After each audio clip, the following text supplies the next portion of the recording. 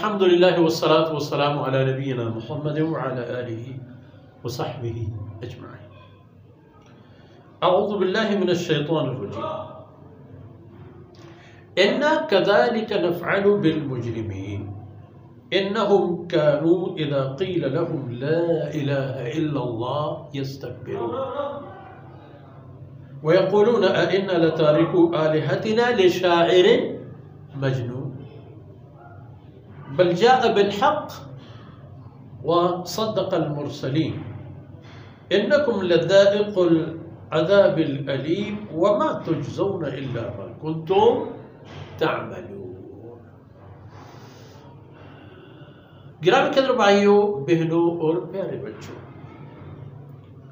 اِنَّا كَذَلِكَ نَفْعَلُ بِالْمُجْرِمِينَ، جو جرم کرنے والے لوگ ہیں، جو احکامات الہی کے توڑنے والے ہیں، انبیاء اور رسول کو نہ ماننے والے ہیں، ان کے ساتھ یہی کچھ ہوگا. اس کو ان کے لیے تیار ہونا چاہیے.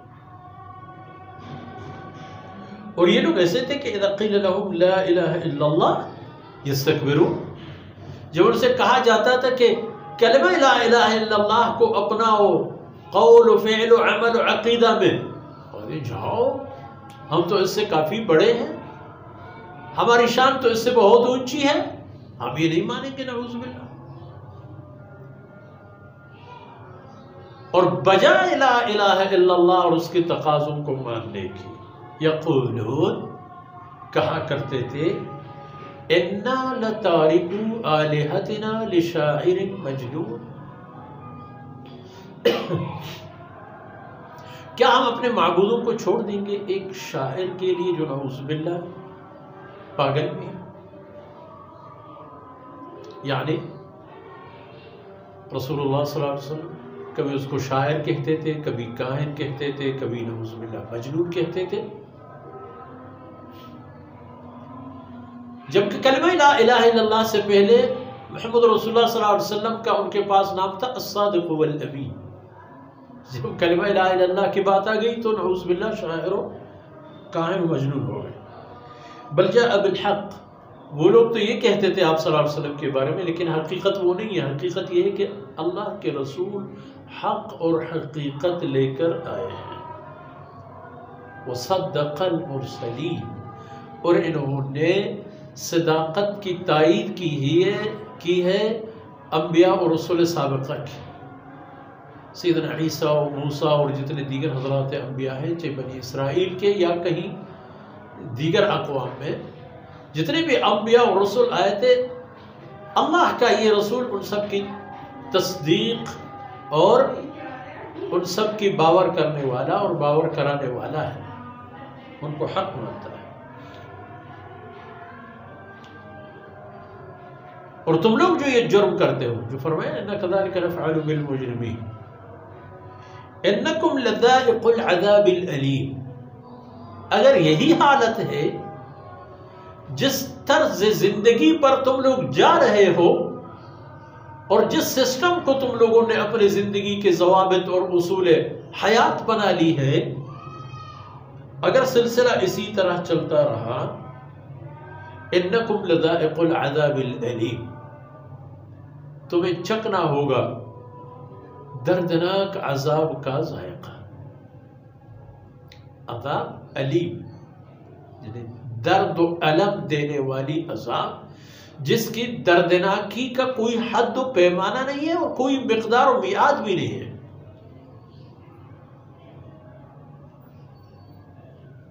اور تمہارے ساتھ جو کچھ ہوگا وہ کوئی ناجائز عمل نہیں ہوگا، کوئی ظلم و ستم کی بنیاد پر نہیں ہوگا. وَمَا تُجْزَوْنَ إِلَّا مَا كُنْتُمْ تَعْمَلُونَ، جو تمہیں اجر اور جزا ملے گا وہ جزا تم لوگوں کے کیے درے کے سبب ہے.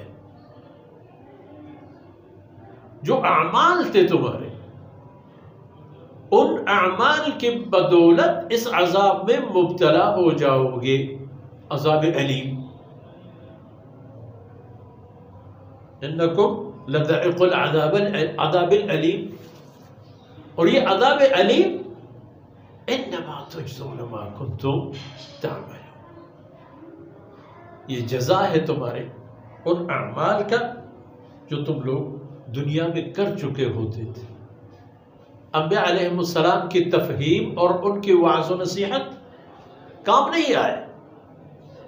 ختم نبوت پر جناب محمد رسول اللہ صلی اللہ علیہ وسلم جو شان اور اعزاز لے کے آئے تھے بنی نوع انسان کے لیے، اگر اللہ کے رسول آخری رسول ہے اور انبیاء علیہ السلام میں آپ صلی اللہ علیہ وسلم کی یہ انفرادی اور اختصاصی شان ہے، اسی طرح بنی نوع انسان جو جناب محمد رسول اللہ صلی اللہ علیہ وسلم کے عہد طیبہ اور اس کے بعد کے ہیں، ان کے لیے بھی تو ایک شان ہے کہ امتوں میں سے آخری امت بھی امت محمدیہ ہوگی۔ تم لوگوں نے ان کی باتیں نہیں مانی، كذلك نجزي۔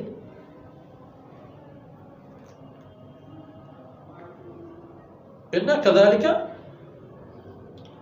سبحان اللہ،